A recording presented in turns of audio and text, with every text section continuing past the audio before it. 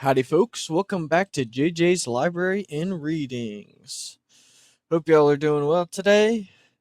It's been kind of a gloomy day today. Not too much rain, but when it did rain, blew out my power and everything too. But seems like my computer's fine. I need to get like one of them little, I forget what they're called, but they're just like an outlet thing that plugs into your outlet, and apparently that can help protect your computer throughout that stuff. I don't really know much about computers, but I'm slowly learning, especially since I do this. But I hope y'all were able to go to the gym today. Let's get started. I hope you're on your couch. Maybe you're in your bed. Maybe today you're at work. You're at work on your break and you're like, bro, I just need to chill out. This guy at the counter, bro. Whatever it may be, I hope you're comfortable. Hope you got your coffee and ready to smoke your cob. I say let's get into it. So we're back with Between Two Fires. We're on chapter 19 of The Monk in White. We have to build a raft. What? A raft. Build one or find one. Thomas looked at the girl. A brisk wind had just blown a shower of brown leaves on them, and one perfectly shaped maple leaf, stirred red on its points, perched in Delphine's hair. Thomas removed it and chewed on the stem, trying to keep his balance in the pitching cart. The road, if it could be called that, after the rains had furrowed it, was quite rough here. Had found them near dawn.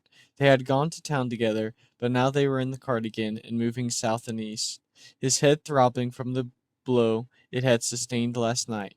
He touched the egg above his eye, remembering how gently the girl had wiped the dried blood from it. He was drunk. The priest, bearing two black eyes from catching the girl, was worse, and the girl was not sober. There tore through the ruins of Axir was yield a cask of good wine. It had been the priest who spied it among the timbers and wattle of a fallen wine shop. It had not seemed wrong to him to take it, nor to the girl to help him roll it past the felon building. Past the dead penitents, all of them, it seemed. None of those zealots moved among the injured and dazed, though he had saw one hand clutching a hooked whip, its owner obscured beneath stones. He had said Mass again for the first time in months, given last rites, issued wine. The remaining auxiliaries had even helped hoist the barrel into his cart. They had seen the angel too. Even through catastrophe had visited him, the last months of death and suffering at least seemed to mean something. Good was fighting back. They knew the girl was blessed. As the cart pulled away, a woman had touched Delphine's sleeve with a hand as yellow as a carrot, and its proper color had been restored, though Delphine had been unaware of this. And now, this talk of a raft.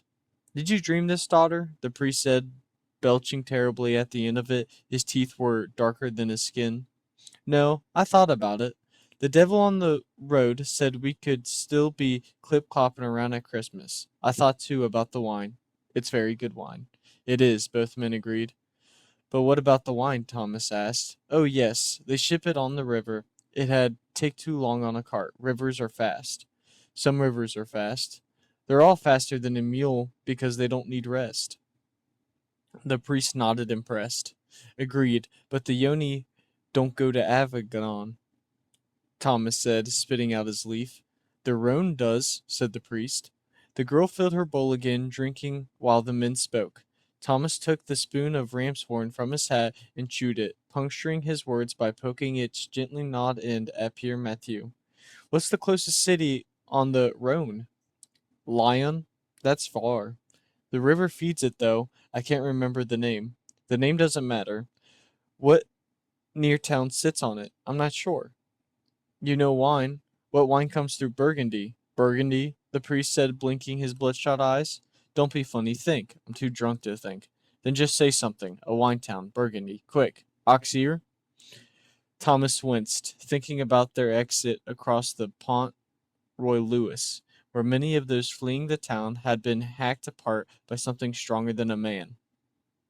We're drinking the last from Oxyr. Name another. Orberus? No, that's French Comté, and it's straw-colored. The river? No, the wine, from Arbues. What's its river? I don't know. Thomas grunted. Name another. Bugny. That's Burgundy, all right. But what about the river? I don't know. The conversation continued like that until the girl fell asleep. The priest got too drunk to guide the mule, and Thomas took the reins. Soon the road forked, and a sign stood by the right fork, which led into very pretty woods whose leaves were going soft yellow and starting red. First lay mortis est.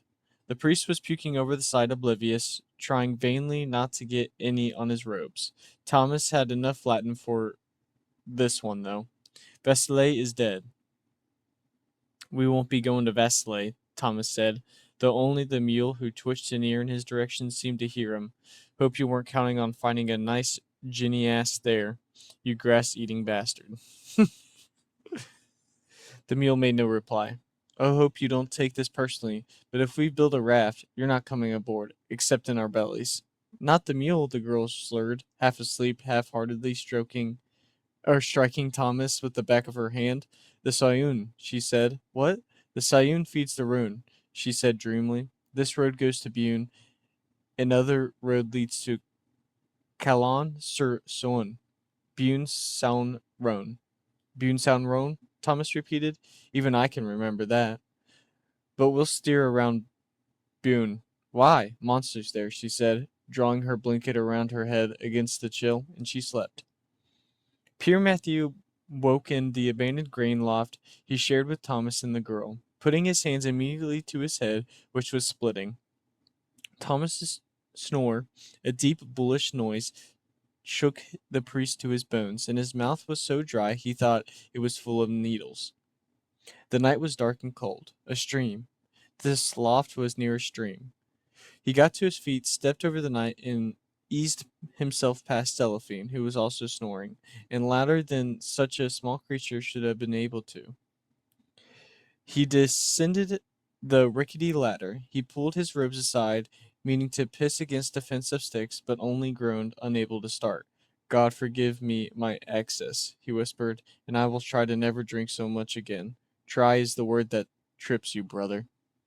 The priest fumbled his robes closed and looked for the source of this voice. A monk in cisterine white stood near him, a silver-white ring of hair around his bald crown. I know, the priest said. You are right to point out my evasion. God has no love for half measures. I believe you need water. Come with me. The priest stumbled through the bush behind this man, who seemed to radiate a calm strength he found irresistible. He wanted to cry. They came to the stream, and both of them bent and sipped water from their cupped hands. Are you with an abbey here? Pierre Matthew asked when both of them had slurped their fill. I have come home. Did your abbé succumb? All I served with are gone to their reward. And you? I do not think you are Burgundian. No, Norman. You follow a girl? Yes. A girl who is not what she seems? The priest chuckled fondly. Quite so. She seems to be from God. Pierre Matthew lost his smile at the other man's implication. She is from God.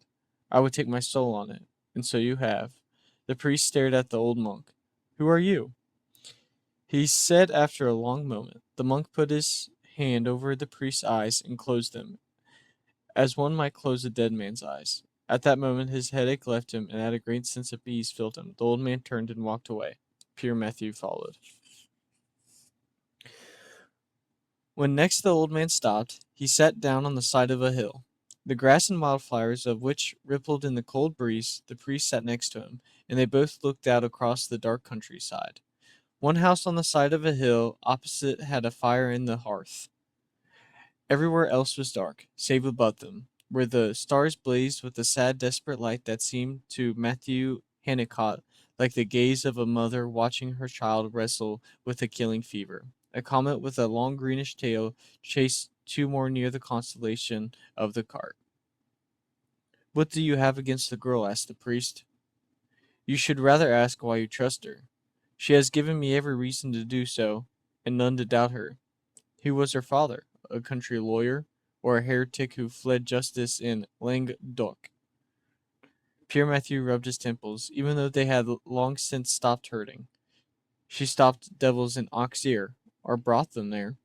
The priest shook his head and opened his mouth, closing it again. The weight of the old monk's stare yoked him, and he rubbed his neck. At length he said, "She is good. We travel with a thief, a knight who has sinned, a knight who has been spat out by the church, a knight no longer. My point was, what's your point, brother? She is good, she loves. As Salome loved Harold, she always counsels peace. She does so when the wicked are near, or for or she protests them. She will tell the thief to kill when it suits her, but we are wasting time. Who are you?" The old man got up and walked down the hill. He never looked back to see if the priest was following, and the priest almost did not follow him. Then he realized he was about to lose sight of him in the very dark night. He would never find him again, so he got up and hurried after him. The old monk walked quickly now, so much that the priest had to skip every third leg to keep up. They crossed the low stone wall and walked past a living calf, something the priest had not seen for a long time. It was a white Chilias, and it moved away casually, unconcerned with them. Its mother lowed nearby, as faint in the night as a diurnal moon, and it went to her. He stared after the wondrous creature so long he nearly lost his guide. "Who are you? Who are you? Who are you?" the old sisterine said as the priest drew near him. "Pardon me? Are you prepared to see what God wants from you?" The priest did not answer, but still followed him. Uphill now, across another wall, and around a hedge. Now the window that shone across the hill glowed warm before them, and they approached a door. The old monk knocked, and a woman answered. She was plain and modest, more handsome than pretty, her hair bound in a clean wimple, her apron stained with sauce. The smell of wine stewed beef rose up and made the priest's stomach rumble. He had put nothing in it since he had vacated his wine over the side of the cart that afternoon. "Come in," she said, looking intimately upon the priest and taking his hand. "Papa," a girl at the table said, bouncing excitedly on her bench. She was long-headed like him, like his brother. "Papa!" An even younger girl would echo, both of them ecstatic at the sight of him. "Mamma said you weren't coming." They were not saying Papa as in priest, but Papa as in father. It was like a bad joke. The priest looked for the monk, but he was gone. The woman took his chasuble and robe off, throwing them in the fire. "Wait," he said, "you can't." The woman put her finger to her lips to silence him. She brought him a coarse wool overshirt and helped him on with it. He was he had decided that this was a dream and was now content to see where it led. It was not unpleasant, except that Mama said you almost went to hell because you were a bugger, and that you were following a wicked little girl to commit murder. Is that true, Papa? "Yes, dear," he said, smiling at her. "Well, I'm glad you're home," the other one said, smiling and showing the gap where a baby tooth had fallen out.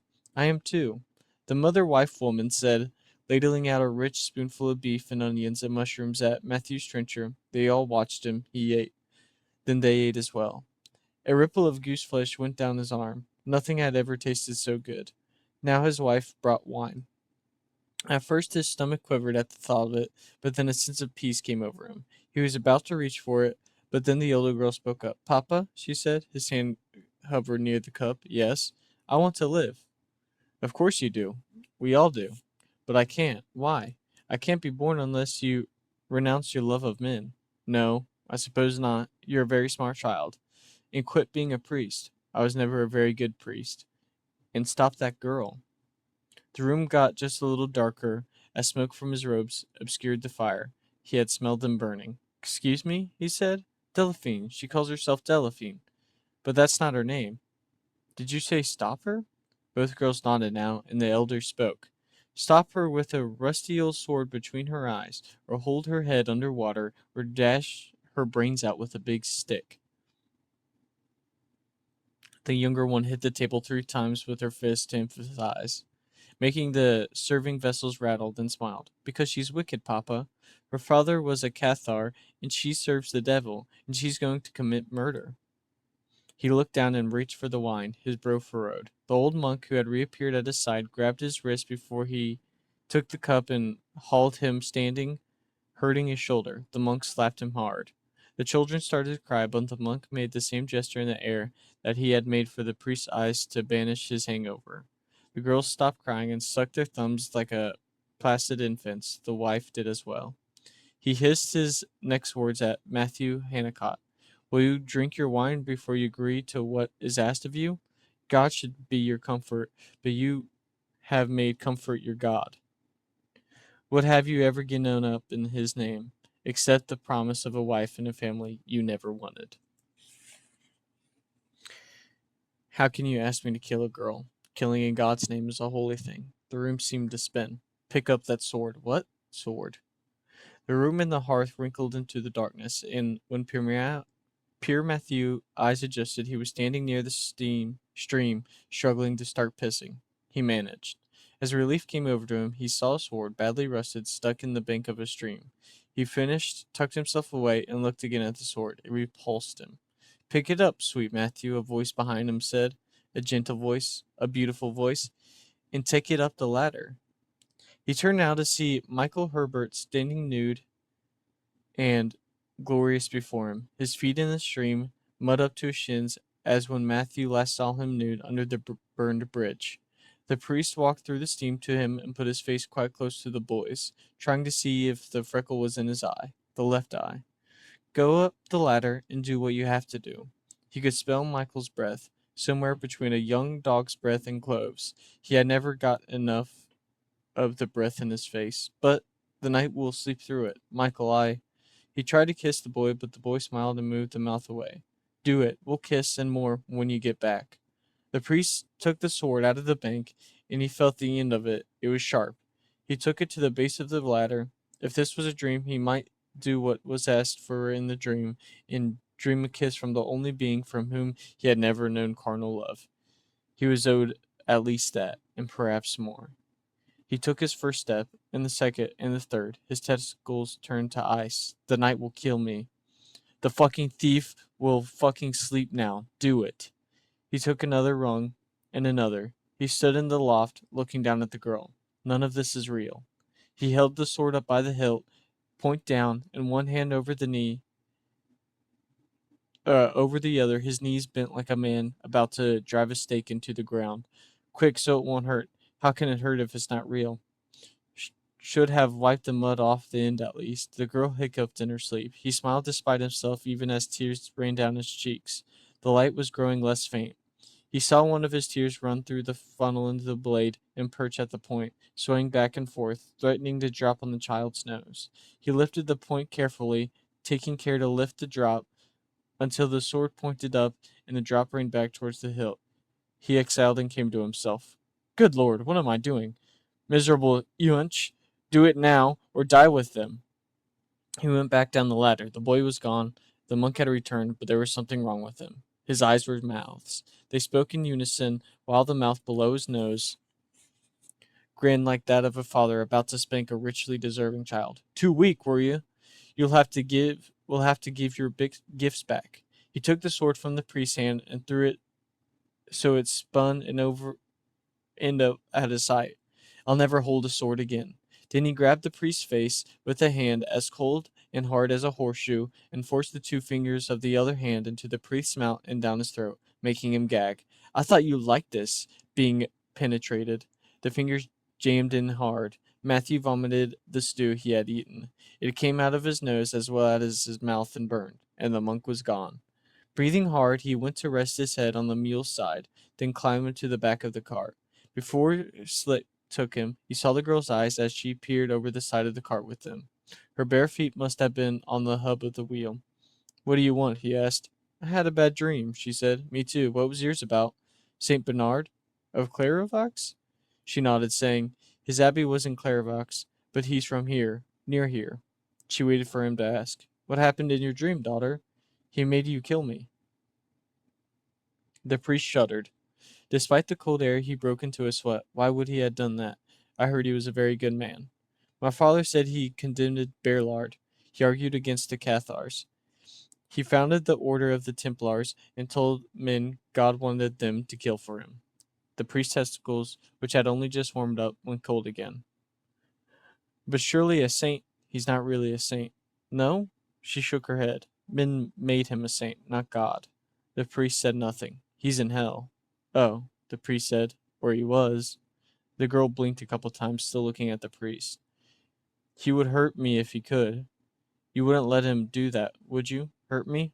Not for all the world. He could tell by the way her eyes turned up that she was smiling. Not even for wine? He smiled too. Not even for wine. He looked down and noticed that his robes were still on. They had not burned, though they did smell like a hearth fire. A rooster crowed and Delphine went back to the ladder, looking just a little less like a child. And that's it of chapter 19. I think it's really cool how I think so, like, if you remember the last chapter, um the devil started making men. So I'm guessing that these men are gonna tempt the characters more. At least I think that's what was happening. I don't think it was a dream. Seems like nothing in this book is what it seems, but it's really good. But that's enough of me. I hope you all enjoyed it. As always, good morning, good evening, and good night. I'll see you all tomorrow.